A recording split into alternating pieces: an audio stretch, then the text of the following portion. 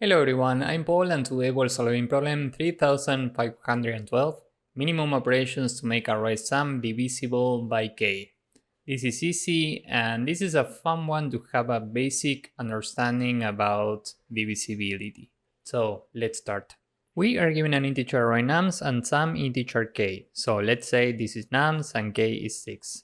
And we can perform this operation any number of times. We can remove 1 from any element in this array any number of times. Our job is here, we need to return the minimum number of operations to make the sum of the array divisible by k. Now, how do we know if some number is divisible by k? Well, if we do this module k, in this case 6, if the result is 0, this means that this number is divisible by k. So if here we had a 3 instead, the sum of this array would be 6 module k, and 6 module 6 is 0. So this is divisible by k, and here we are using 0 operations, so here we would return 0. This would be the minimum number of operations to make the sum of the array divisible by k. Now if we take this array, 3 plus 2 is 5. And 5 module k, meaning 6, is 5. This means, given that this is not 0, this means that 5 is not divisible by k. And now we need to perform this operation any number of times until we find a number that's divisible by k. And remember that we can only remove elements. This is very important. So if we remove 1 from here, now the sum is 4 module 6. The result is 4. This is still not 0, so this is not divisible by k. If we subtract 2, we get 0, and 3 module 6 is 3. This is still not 0, so this is not divisible by k.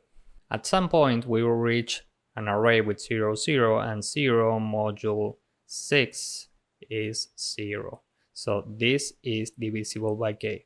So the question is, how many operations are we using to reach this number? Well, we are using 3 plus 2 operations, 5 in total. So we can skip all of this and just take the initial sum module k, and the result is the result of the problem. This is the minimum number of operations required to make the sum of the array divisible by k. So we don't care where we take these 5 numbers from. We could remove 5 from here, this would be minus 3, and the sum of the array in this case would be 0, and we would still get the same result. We could also take these 5 numbers from here, we would get minus 2, and the sum of these would still be 0.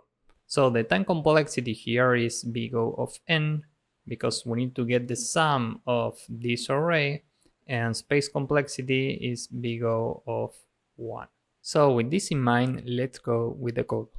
This code is very short, it's literally one line. We can just return the sum of nums module k, and that's it. If the sum of nums module k is 0, we return 0.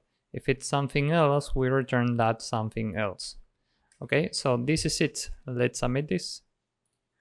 As you can see, this works and it's very efficient. So if you found this useful, please drop a like, subscribe, and see you in the next one. Bye bye.